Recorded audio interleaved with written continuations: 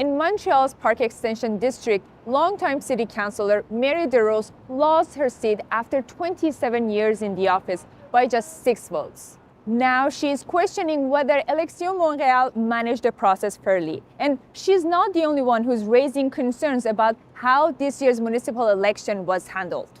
There were a lot of inconsistencies that worry me.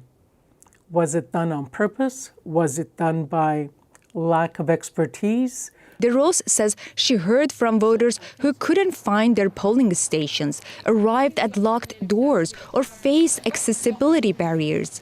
People were calling me and saying, Mary, they haven't opened up the doors yet.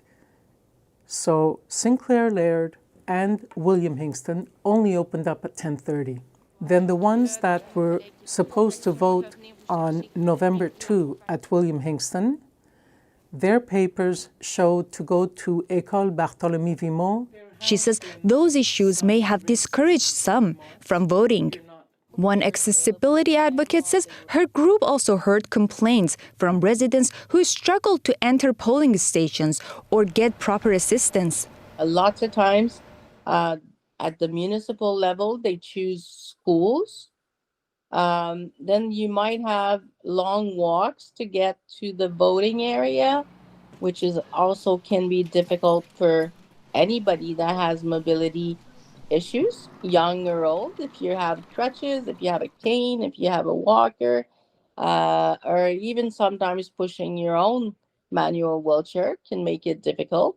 In a statement, Élections Montréal said all their polling sites were universally accessible and staff were trained to assist voters. They said while minor delays were reported, none prevented people from voting.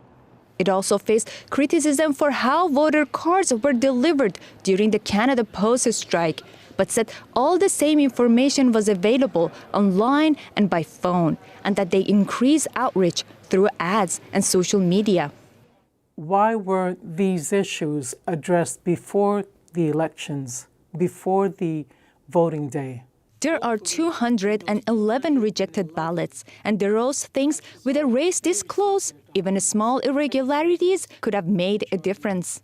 Mary DeRose has asked for a recount.